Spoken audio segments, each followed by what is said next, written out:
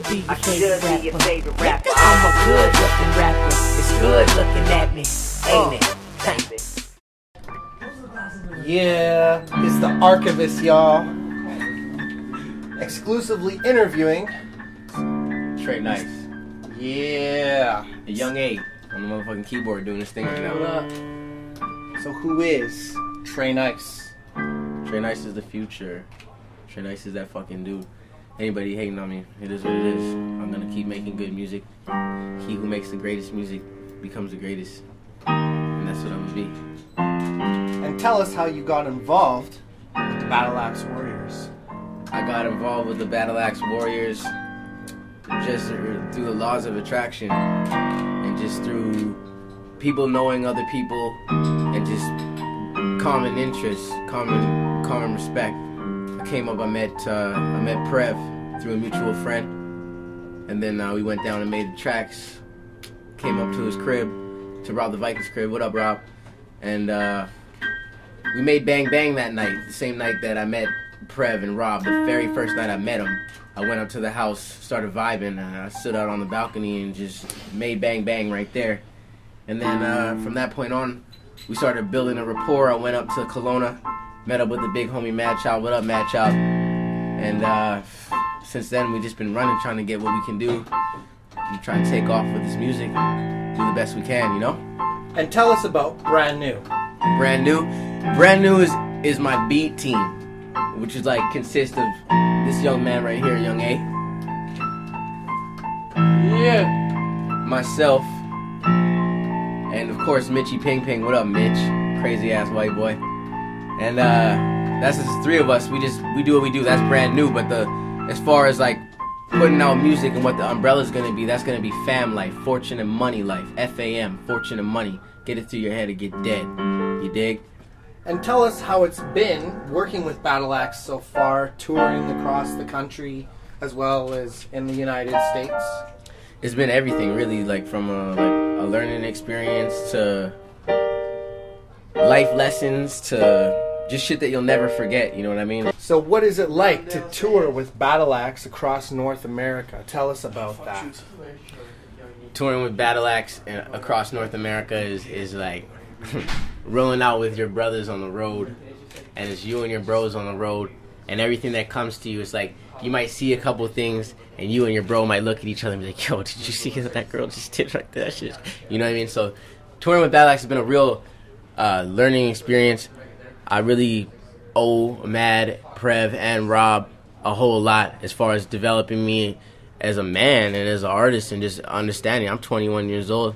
My baby boy's 2 years old. Shouts out to my son Isaiah. So I had to come up early. I had to do things early at an early age in order to. I know there's a lot of people that can relate to that, but I had to get up early and do those things and take those risks for my family. And these guys have allowed me to take less risk and just continue to focus in on the music and the positive in my life. So touring with Battle Axe has basically helped change my life and mold me as a young man, definitely, yeah. And tell us about Firehouse Records. What up, Roro? Began. Roro. Firehouse, let's go outside. Firehouse is one of those things where originally what had happened was I was 17 years old. Mom Dukes was kicking me out of the house because she was finding too many things in there. And it was getting crazy. My life was getting real fucked up. I just dropped out of high school. I went to Miami, and I was out there recording with an indie out there, and they were supposed to sign me and shit, and they ended up signing this other girl, and kind of just on the low, one of the engineers just told me, look, it's going to take about 5-6 years for your shit to come up. So I went back to Van kind of pissed off, but still hungry as ever, you know, Sudanese hungry. And fucking Big Roro, what up? I know you don't want me to say your name, but what up, homie? My dude, he came and got me. He heard about me through a girl that he was with. Shouts out to Farah. And he came and got me and picked me up in the Hummer. I'll never forget this shit. And when I hopped in the Hummer, he was just turned to the side, looked around, looked to left, looked to right, and goes, I got you now. I got you. All right, so we went down to the studio, made hits, made records, and then he was like, we're not going to be able to make your shit blow up, and you're not going to be on much music. You're not going to do those things. But as far as I'm concerned, and as far as what we see, you are the best out here. and you need to just let that be known. We're gonna do a mixtape, but it's not gonna be a mixtape. It's gonna be all original tracks. So it could be an album, but we're gonna just call it a mixtape. What do you want to call it? And I thought about it for like half a second, and I was like, yo, King of the V. You know what I'm saying?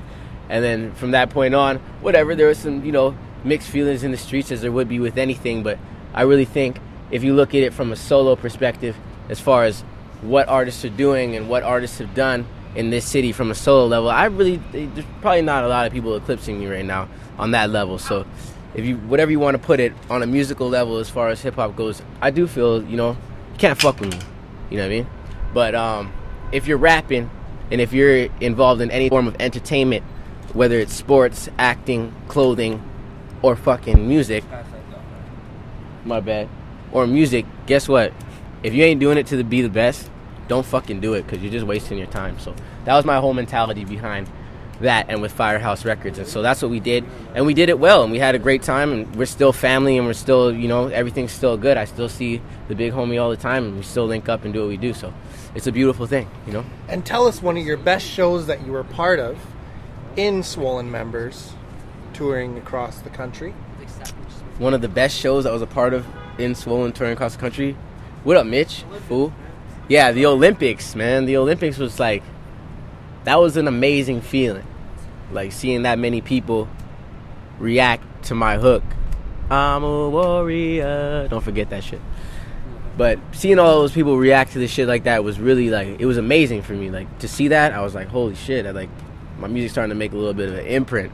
And it was just dope. We got into like a crazy snowball fight. We got a quick clip on CNN even. So that was crazy for me. I mean, the Olympics definitely is the one. Prev, probably, I think he stole the show that night. He killed it that night. He stage dived over like, I don't know how many thousands of people, but he went all the way to the bar, got a shot, and came back in the middle of his verse. Kept rapping on top of crowds of people. So shouts out to P. You're just the show-stopping ultimate motherfucker. You know what I mean? Crazy. It's crazy. That was one of the best moments for sure. How do you feel about the competition in Canada in the industry? How do I from feel where about you're at? I don't know. I mean, really, you got to look at who are the artists out there and what are they doing, and are you, as an artist, should you even be focused if you're trying to be a rapper? That's what, I got to just bring it back to basketball and sports so you guys can understand my mentality a little bit. Like, it's not a disrespect thing to my country, because God bless Canada, and you already know we're coming up right now in this rap shit. So, but you gotta understand, does a Canadian basketball player want to go to SFU, or does he want to go to Duke? You know what I'm saying? So I don't focus in on what's going on in Canada, to be honest with you. I love Canada. I love what's going on here. There's not enough infrastructure for me to care. You know what I mean? It's on guys like me, Drake, and P. Rain to build this infrastructure, to make this country something. But until then, obviously the only thing I have tunnel vision for is the States, because that's where my market and my specific form of entertainment is doing its best. So for me to have my mind set on who's this new Canadian rapper, I'm setting myself back thinking about that mentally. And if you're trying to get to the next level, please stop thinking about the next man down the street. There's so much bigger shit going on. For every one of you motherfuckers in Canada that thinks that you're a good rapper, there's 100 of them in America, okay? And these guys are closer to their dream than maybe you'll ever be. So you got to really put that in your mind and understand that. And then you got to go to that pen and that pad, or that BlackBerry, or that computer, or your brain, however the fuck you do it, and focus. That's it. And working with Glasses Malone, G Malone, DJ Ski, what up? And your boy. Yeah, Tell us about YB that. the rock What that's star, like YB the from rock Yay star. area. The Yay area. What up, YB? YB's a real ass nigga, yo. Right? YB, you one of the realest niggas. When I met him, it was funny because I went with Big Syph. What up, Big Syph from Power 106, DJ Big Syph. And he brought me straight to the spot. He lived up in the hills. When we went in there, it was hood. He was ready to go. He was just doing his thing. And he just was real warm and real cool with just how he met me, and just pretty much showed me love from the jump. So YB, you come to Vancouver, you already know, you come holler at me. I make shit right for you. Bitches, weed, whatever, just holler. But anyways, yeah, Malone, one of the realest cats on the real PI. I really felt like he ate that shit up. I really feel like he killed that shit. And we're also managed by the same people, the regime. Shouts out to Ivory, shouts out to Zinger and Benny, you know what I mean?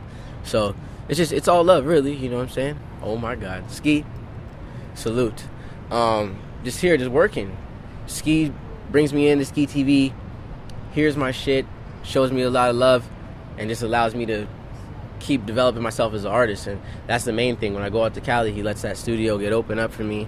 And there's a lot of big names that go through that studio every single day, but he still lets my young ass go in there and do my thing. So him and his people from, I can't even, there's too many people on Ski TV, but all y'all cats, you know who you are. I'm sorry I can't say all your names, but everybody on Ski TV, they just show a lot of love to me every time I go down there and just give me that warm family reception. It helps my vibe, It's real good.